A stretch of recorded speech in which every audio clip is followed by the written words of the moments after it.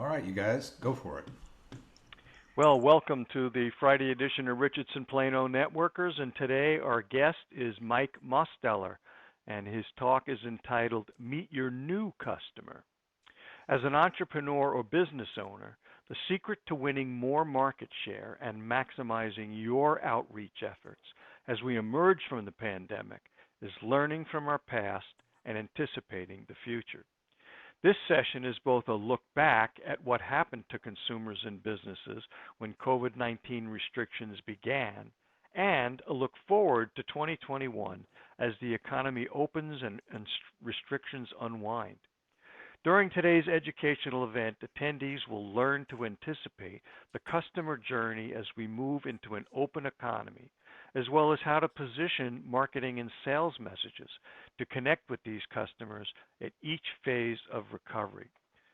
Mike Mausteller is the president of Buckeye Business Performance, a coaching, training, and consulting practice powered by FocalPoint.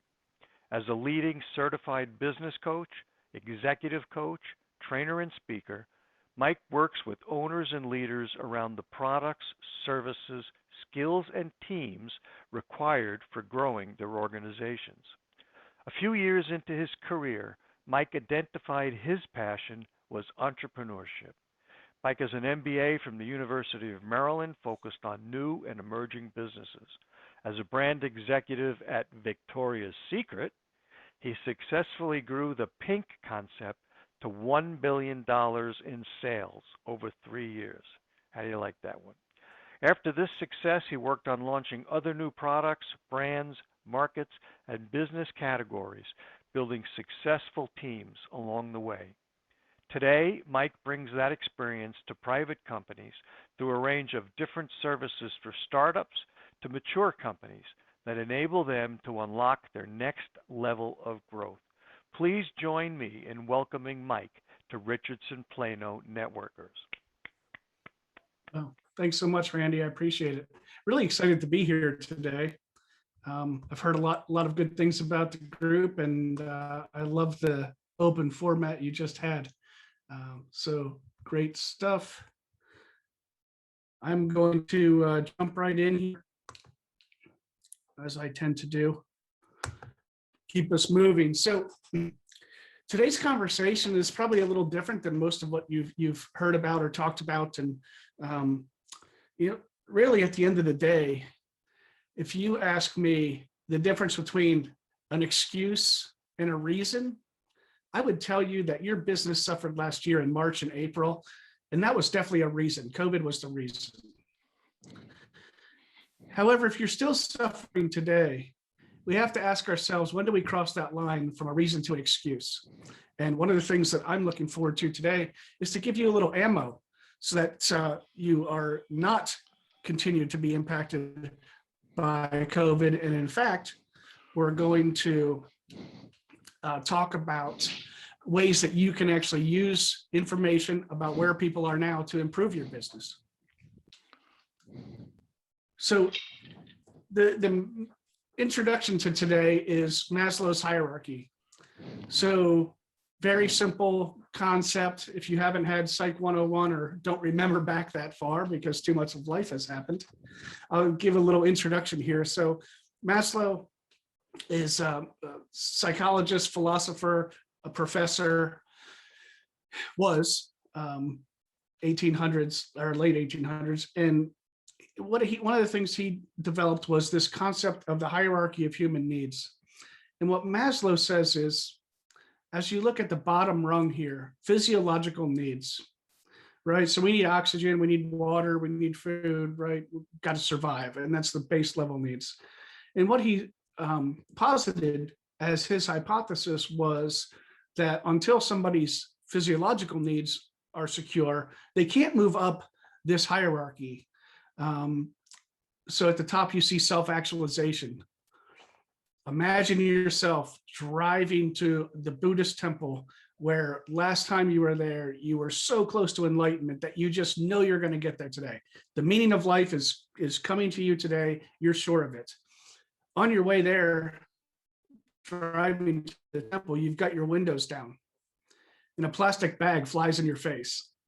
Well, who's going to let a simple plastic bag stop them from finding the meaning of life? Well, everyone is, because they can't breathe. So you're going to stop that journey, remove the plastic bag, and then of course get back to it. So that's basically the premise here, is that we need to establish ourselves on the way up this pyramid. So why do we even care? Why are we talking about philosophy? This is a business group. This is why are we talking about this?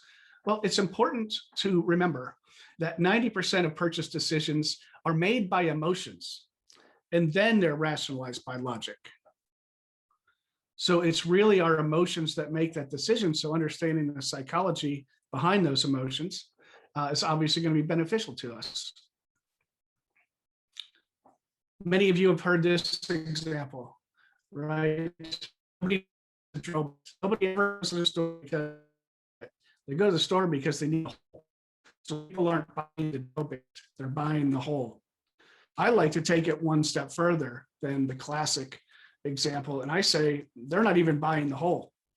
They are buying the picture going on the wall of their first ever family photo that will be up there before mother-in-law visits, right? That's what they're buying. That's their emotional connection to this drill bit, is the photo going on the wall, not the hole, not the bit, certainly not the trip to the store. Now, think about it just for a few seconds. Does anybody want to share with us what they see on the packaging of a drill bit? Has anybody been to the store? You can chime in on chat and let me know.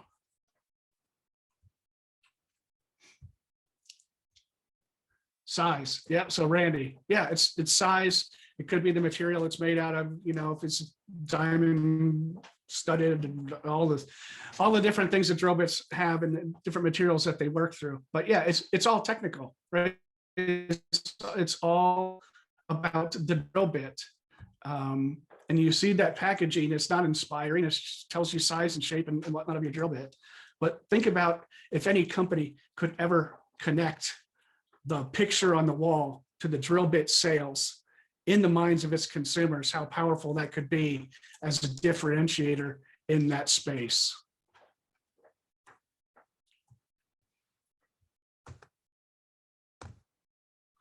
So back to Maslow. Let's just take a quick look at each of these.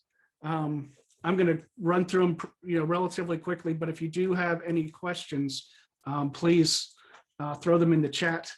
And I don't want to move faster than the group is ready to go. So again, we talked about physiological needs. Basically, I need to be able to stay alive before I can worry about any other higher pursuits. After that, we move up to safety. So still, again, pretty much trying to stay alive. But safety goes a little farther in that we talk about employment here, we talk about health here. So it's more of the long term versus, without air, you can die in 2 minutes, right? In the bottom room. So safety will be things like insurance. So we had some folks talk about insurances today. Employment is here. So you think about Randy helping businesses grow so they can sustain. And so in that space, retirement, investments, alarm systems, all the products that we associate with safety. And here's one of the great ways that companies have used this safety concept. You're in good hands with, who can answer it?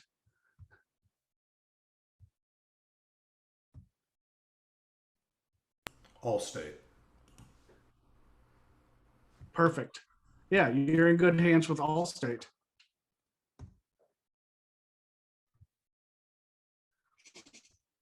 So thank you, Michael. Is that better? Perfect. So yeah, so Allstate, we all knew it right away. So again, a good example of a company who wraps safety around people's emotions and the way that they deliver it. So what's the next rung?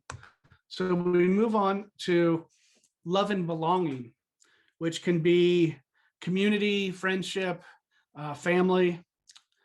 Now, love and belonging can actually be slanted more towards the belonging. So think about kids. What might they buy? If a teenage girl, right? She's going to buy the latest clothes, the latest shoes, going to have the nicest makeup because she wants to belong in her group in school. In fact, it's about water bottles now. I don't know who's got kids around teenage age, but my daughter wants a $60 water bottle because that's what everybody else is carrying around. She wants to belong. So at any rate, on to the next level, which is esteem, sometimes called ego. So here we have things like cars, could be furniture, it could be the reason why some people carry credit cards that probably shouldn't, country clubs. How about liquors? So liquors, here's a great example. So Royal Salute Scotch, their slogan here to appeal to that emotion of esteem or even ego is what the rich give to the wealthy. Royal Salute Scotch. Well, it doesn't inspire you and you're in your ego. Finally, we have the top of the pyramid, which is self-actualization. So in self-actualization, that's the example we sort of talked about earlier, off to the Buddhist temple, but it can also be found in hobby. Some people take on social hobby about. Other people will travel potentially to go, maybe visit the land of their families. Those sorts of things can all be related to self-actualization. So that's great, Mike. Now we know this, psychological tool that is typically not used anywhere outside of schools. Well, in this case, we're going to show us how to use this in business on a couple of conditions. So, condition one, you sort of have to agree with this following statement, and I hope you will. There are more potential customers that I could reach than I could possibly serve. Right? So through LinkedIn, Facebook, Google, and advertising on all of those different sites, you can get a Super Bowl ad potentially if that's the size of your business. But there are ways that we can get in touch with tens of millions of people if it was right for our business. But if all of those people showed up at your door tomorrow to do business with you, how well could you really serve them? Right? So we're not looking for everyone who could possibly use our services. Let's take a moment and try to find the best people that enable us to lever up and grow our business with the same amount of work. So again, that customer, see, this customer has a target on their chest. If this is somebody who could possibly use your product, but isn't really a great fit, you'd hit them in the arm. They're not going to get your message, and that's fine. But we need to learn to draw that bullseye on our best customers. Anybody have any questions before we talk about how we're going to do that? Just open it up again to the chat. Okay. If you have a question, just go ahead and open your mic and I'll call on you. That way we don't Perfect. step on each other. Anybody? Not seeing anything, Mike, so we can move forward. Perfect. All right. So now we're going to get into the meat. And I am going to provide us with some files here. So as we look forward and we know that our message can be targeted to just the best customers, and we can still have plenty of business. Let's go ahead and jump in. So we're going to talk about 3 key principles today. And those key principles are going to be basically who would be a good customer for us in the future. Well, then we would talk about how we target people who match perfectly with our values as well as our abilities, where we can meet them. So we're going to segment out the market in a way that helps us decide where our investments should go in marketing and time.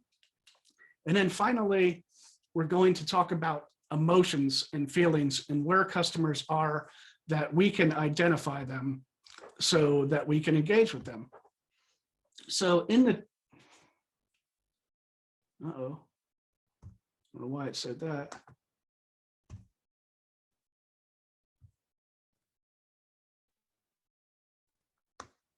No, it's not liking my file here, I'm sorry. Well, we're going to just move on, because actually all of the tools we're going to use, you could draw on a piece of paper today. I want to keep us going. So the first tool is called good.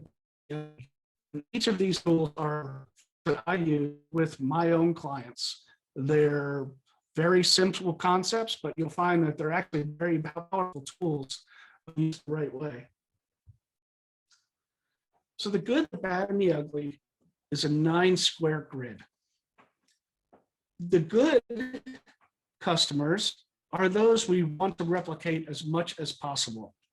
If all our customers could be our best customer today, we would naturally do more business with less effort. If all of our customers were bad today, we'd probably out of business. So bad customers are maybe those folks you saw on early at a really low price, and you gave them extra service, and they're still with you expecting the really low price and the extra service. And that's actually holding you back, because for that time and energy and service or product, you could be working with someone who's a better customer. So bad are those that we might consider firing. And then finally, the ugly customers, ugly, obviously, just because we're playing with the bad and the ugly, they're the ones in between, right? So it's everybody else. So if we think about this, a good company in the future, does anybody think of how things may change for them that could create a new customer in the future? It might be different than where you're at today. It might be something you've already identified and you're working on in the next 3 to 6 months. But I'd love to hear from somebody who can tell us what they think the future may look like for a good customer, and a little bit about the background of why. So I'll go ahead and say one thing. For one of the things is, going into the pandemic, I focused on vision, clarity, where are you going? When things were going well and people were up the Maslow's hierarchy, those customers were very uninterested, let's put it that way, because they were just kind of cruising along. And now, out of the pandemic, one of the things that's changed is people have realized that maybe status quo isn't just going to happen, and they need to kind of rethink, okay, now where am I going, and what value do I really provide, and remind themselves of why they're here. So it's created an increased demand, and actually kind of changed the client a little bit. It's a little bigger target, I think, than it was prior to. Right. So that's a great example, and I agree. Other examples, just on the simplest level, right? People are going to start going to restaurants again, but they're going to, again, if you remember that third rung, after the physiological needs and the safety needs, that third rung was community. So people are going to be looking for potentially events, right? They want to go and actually be with among friends, and even this football season. Don't we think that all of those Houston Texans and Dallas Cowboy fans, I guess you guys are closer to Dallas, the Dallas Cowboy fans are going to be in their sports bars across the country this year, all of them wearing their jerseys and shouting together. So, as a restaurant who struggled, how could you possibly think, how do I attract that community? Well, it's going to be Cowboys Day today, or whatever that looks like is a possible good future customer for someone in that space. So again, there are some examples, and I'm going to try to post these again. I don't know why it wouldn't take my files, but this is easy enough to sketch out if you needed to on a piece of paper. It's a very powerful tool. And, I remember at one point working with somebody in the HVAC space, and he used to work with home builders. And he loved working with new home builders because they'd buy a whole community and build out several houses. And, if you don't get the job done one day, fine. I can come back, finish this up, and I'm only driving 2 minutes to the next house the next day to start the next job. So realized that he had gotten away from that. And so we did a reset and said, hey, how do we retarget these customers? Anybody thoughts, questions?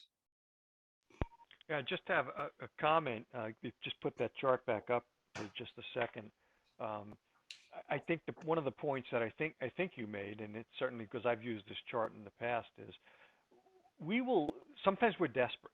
And so the people down in the ugly column, and even some in the bad, we'll hang on to them because we're either afraid to find the good, or we don't have a strategy to get the good, or they just don't want to talk to us. And so we will waste time with the ugly just because we're desperate. And part of growing your business is figuring out, how do I move away from those and focus on the ones that really fit with what I do best, and how I can not necessarily make the most money, but provide the best service and make the happiest customers, so I can get more referrals and grow my business. Yeah, absolutely. And this is Mike. Can I piggyback off of what Randy is saying? I think sometimes also the ugly and the bad, especially with what I do with medical insurance, they like to commiserate, and especially now with COVID. So they're not looking for a solution; they're looking to vent. And at that point, you have to basically make it where their actions speak volumes about whether they're serious about buying, because they could be just identifying with the problem and not trying to find a solution. So you have to kind of navigate through that to find out if they're worth the time and energy you're putting forth to continue that relationship and eventually close that deal. Perfect. Yeah, thanks, Mike.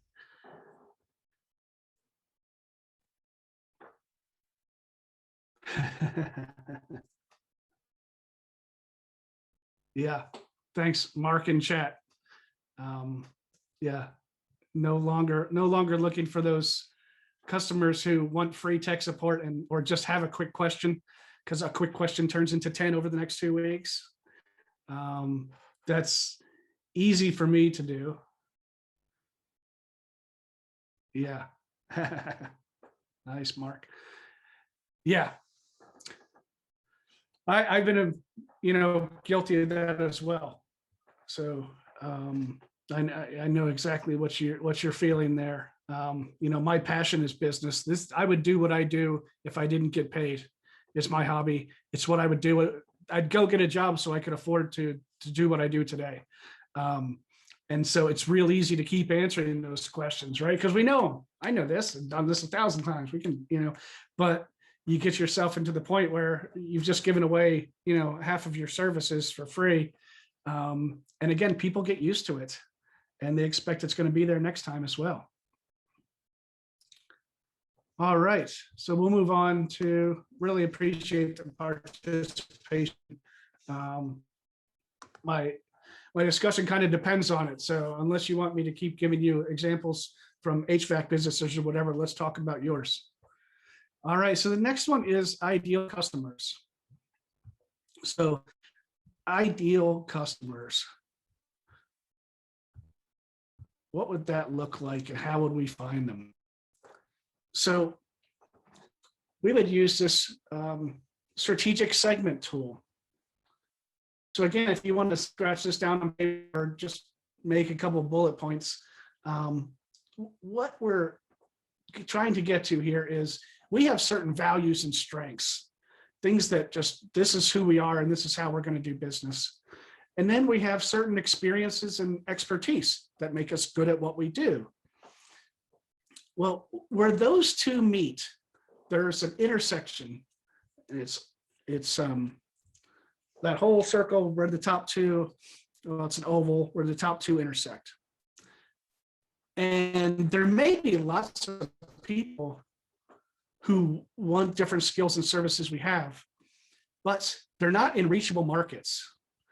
So there are some services that can be so specific that unless you can identify those specific people, you pretty much have to mass market to find them. So the idea is, let's go find the ways where we can reach the best customers.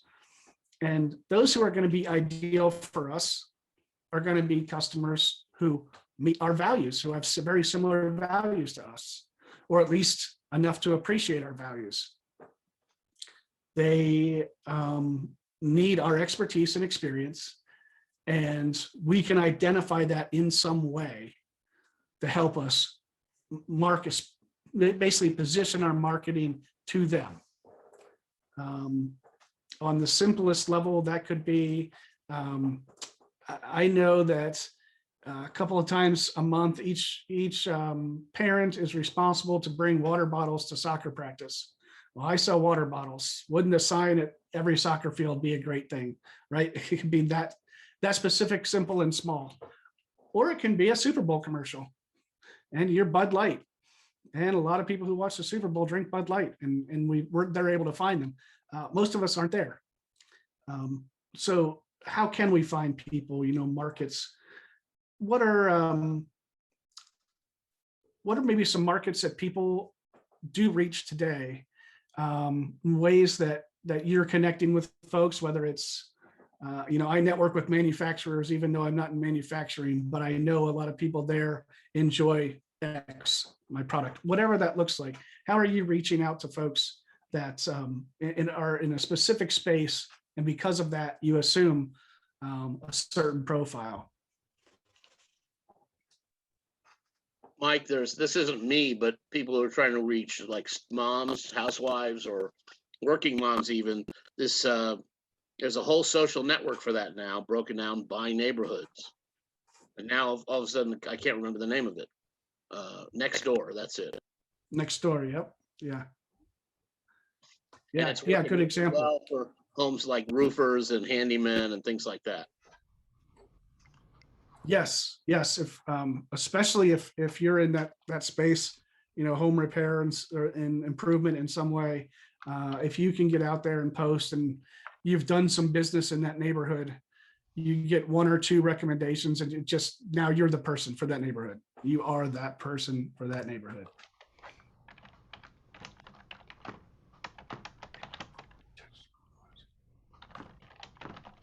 Oh, there we go.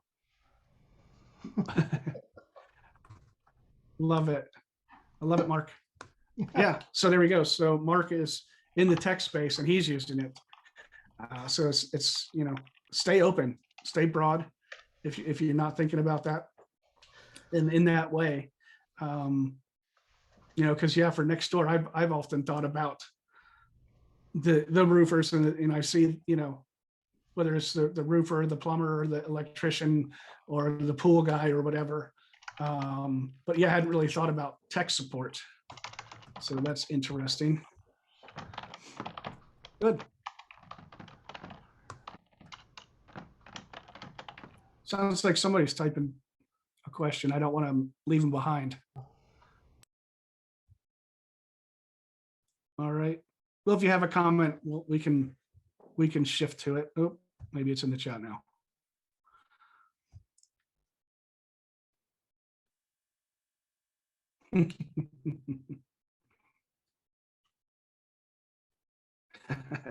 Yeah, sorry, that was some good stuff in the chat there. So in the strategic segment, I think the majority of us are really good at identifying our values and our strengths, and our experience and expertise is probably already listed somewhere in our social profiles or our website, obviously. So those aren't the most difficult, and you can basically use your own materials that you've already developed for those. All right, the reachable markets, though, that's where we spend our time talking about. This is where you really want to think about, how do I hone in? How do I find people? If I am a business coach in the trades area or otherwise consult or sell tools, well, then I'm probably going to go to the home shows where all of the people in those trades are showing up, right? I'm not going as a customer, but I'm going to make connections. All right, any other thoughts, final thoughts, questions before we move on from that strategic segment? Okay. Next, we want to learn our customers' thoughts. How could we possibly do that? Well, I use another tool. This is the Client Core Cares worksheet. And what you'll see on it are 4 emotions in each of the boxes. Well, 4 boxes. The top left is frustrations.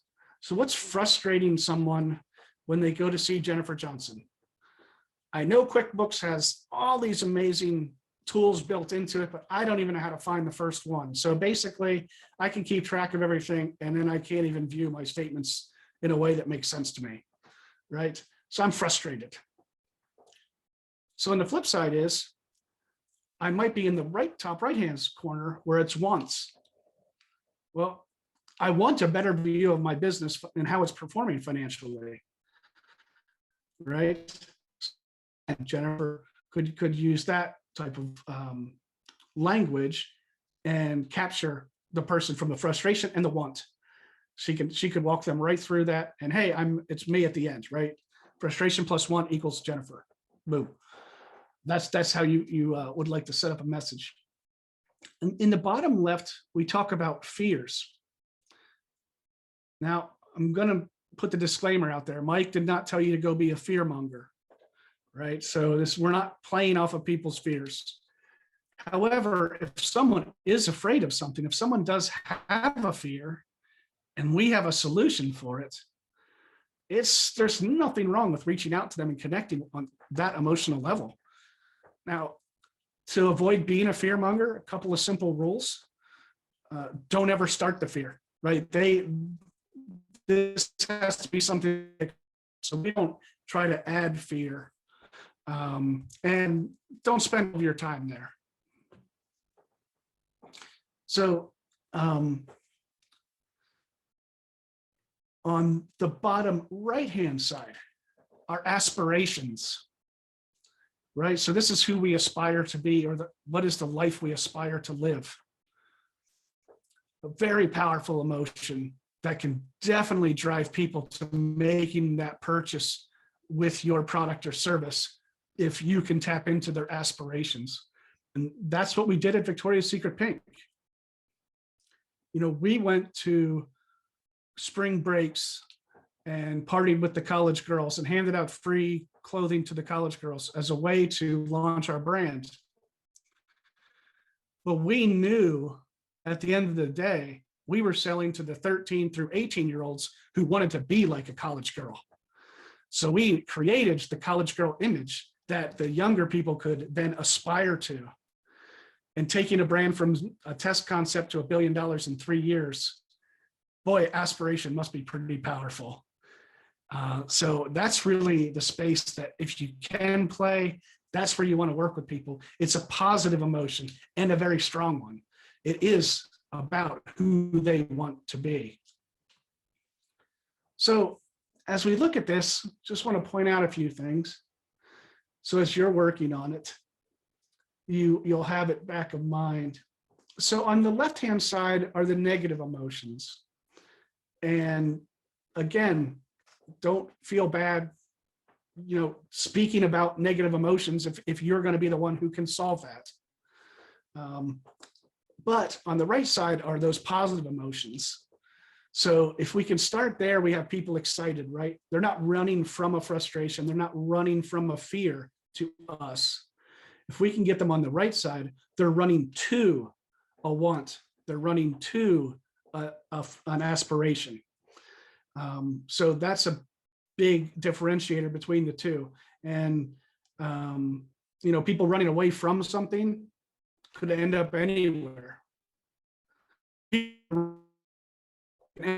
at that destination.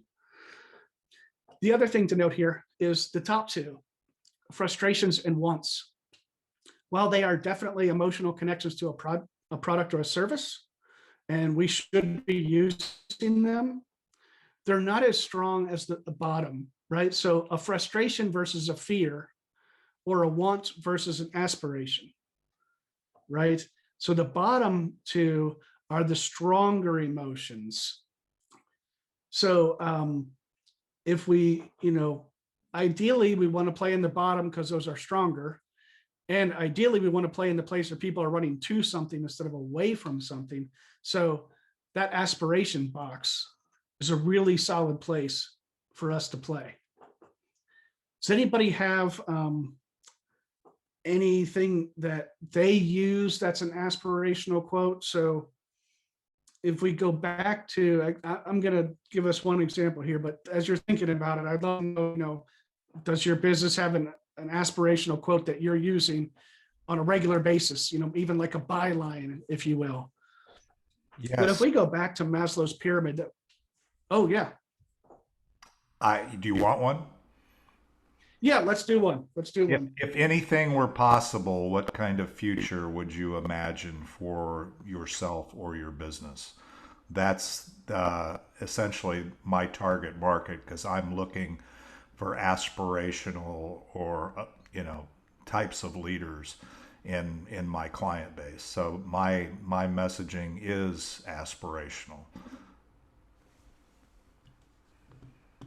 Perfect. Yeah. Yeah. What do you want to be? That's a additional question you can ask, right? Leave it open. And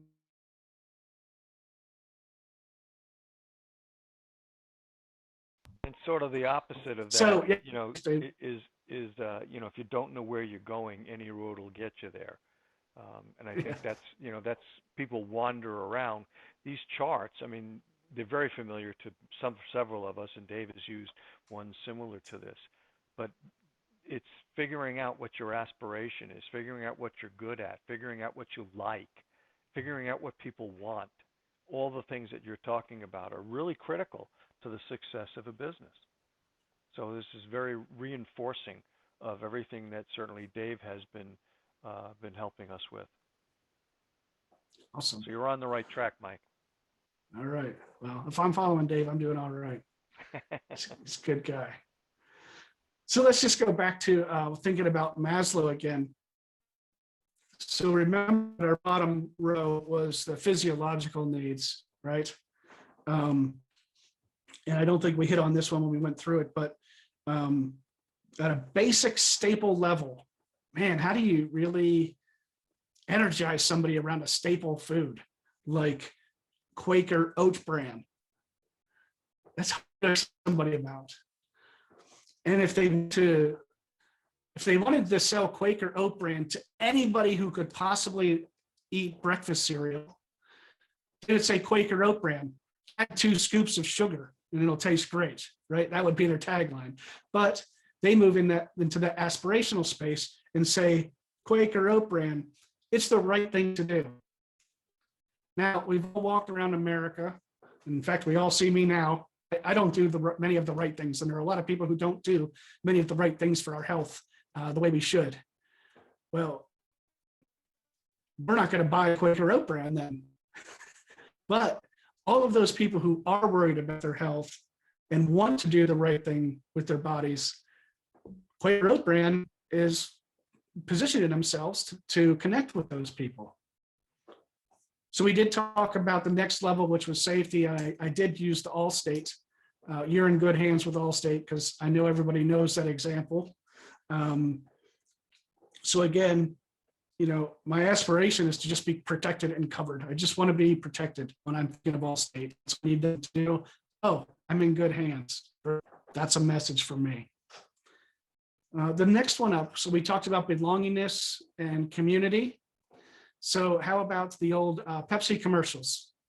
According to them, a lifelong Coke drinker like myself, I am part of the Pepsi generation. If you remember those old Pepsi generations, so people wanted belongingness. Well, here we go. Who are they talking to? They were talking to young people. Why?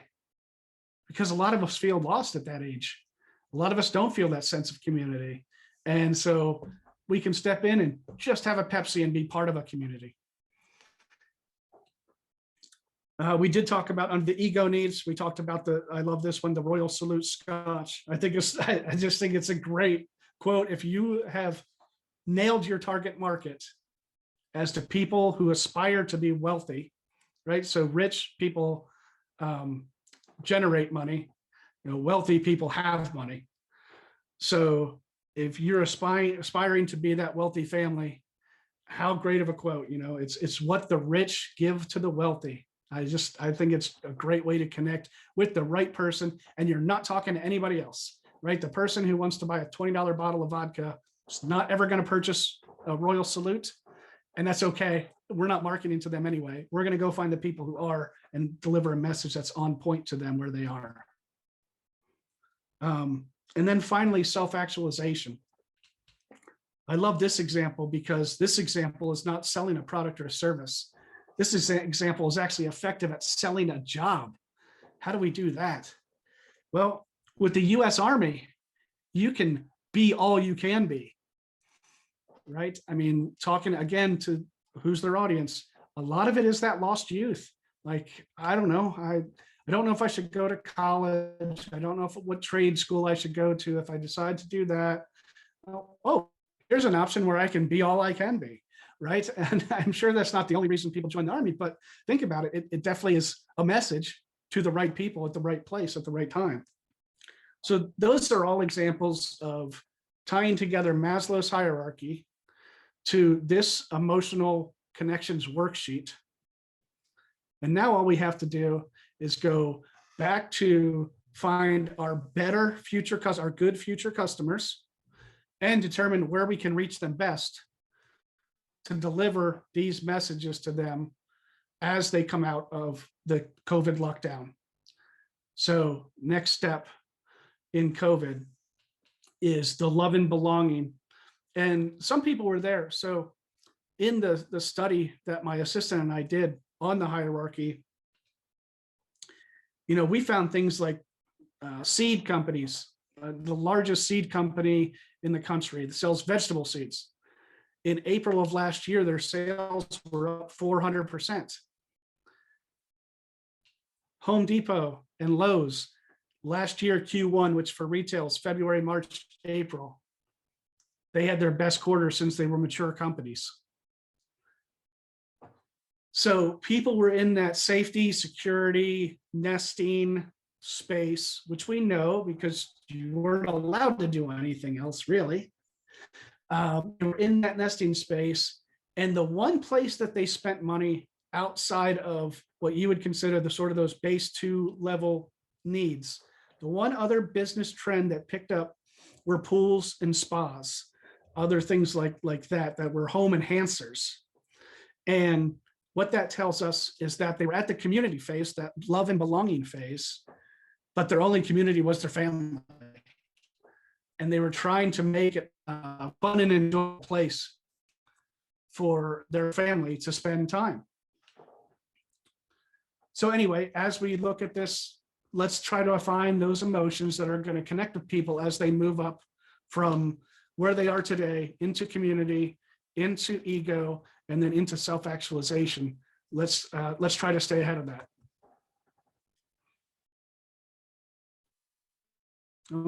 hands up if everybody's good. All right. Can I ask a question since So it says bringing questions, up, thoughts, and actions? yes, yeah. Sorry, I was looking for raised hands. Gotcha, Randy. Okay. So my question is, obviously we had some issues with the slides and the readability and things like that. Would you be willing to send those to David and he can put them on Yes. our page, and that way we can share them within the group? Yes, absolutely. Yeah, 'cause, Yeah. I mean, I've seen every single one of these slides throughout my career, but I haven't made copies of them, and I'd like to Right. use them periodically. So if you'd be willing to do that, I personally would appreciate that. Yeah, absolutely, Randy. No problem. Thank you, Mike. Certainly. Mike, if you're having trouble uploading it or attaching it to the chat, if you have the files, if you want to email them to me or put them or even text them to if it's a PDF or whatever, you can do it and I can get it up on the chat before we even leave here. Yeah. I saw your note. I couldn't really leave the presentation to do that because that's okay. That's okay. Tougher, but when we get to that point, which we've got about 5 minutes, we're good. Yeah, perfect. Okay. So again, this is bringing it all together, kind of what we just talked about. So how do I find those good future customers for me? And it takes some time. This is the type of work that if you haven't studied neuroscience or whatever, you may not be so familiar, but if you start to work on one of these things and specifically tell yourself you're not done, it's just a draft and I have to come back to it, maybe even schedule that time so that you have thoroughly convinced yourself you're not done.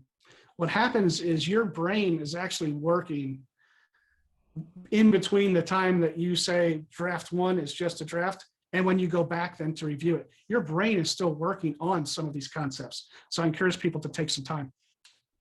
And again, we're going to find those good future customers, the people we want more of. We are going to determine how to reach them.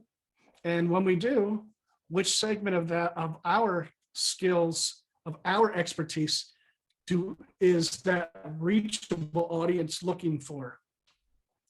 And we're going to pursue those people. And the way we're going to pursue those people is using the verbiage that will come from the last sheet, which was really on our emotional state of emotional tags, the 4 that we talked about, that can help you develop that message, that on point. So, hey, we're wrapped up today. I'm just going to throw out one thing. I've talked to David a few times, been great. I like this group. I like what you're doing, very professional. And one of the things that I've got started up right now is a strategy and accountability group. We meet once a week. We spend about 10 minutes following up on the accountabilities we personally took away the prior week. What did we sign up for? We report out on those, and then we spend the rest of the week having interesting conversations like we just did today, and let the whole community help each other solve the problems to help get their business to next. Now, typically, that is $250 a month. So it's very affordable. It's in a group setting. I'm going to leave it open to you all till Monday. And in the worksheet will be all of my contact info if you haven't caught it yet. I'll do $200 for as long as you're a member of the group, if you let me know by Monday that you're in Richardson, Plano, and you'd like to sign up. Great. Awesome. So thanks, everybody. It's been great. I'll turn everything back over here at 1:55. And I'll stick around if anybody has any questions, but make sure I leave you with my contact info so we can network outside of here as well. Great. Thanks, Mike.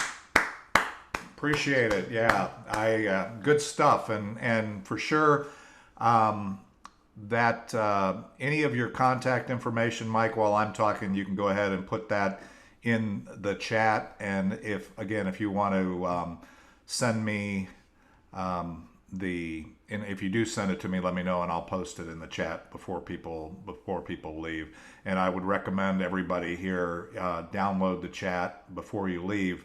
But if there's a document in the chat or a link, those links then are live, and those documents are live during the chat, but won't be available. You know, you'll just see that they were there, but you won't be able to do much with them.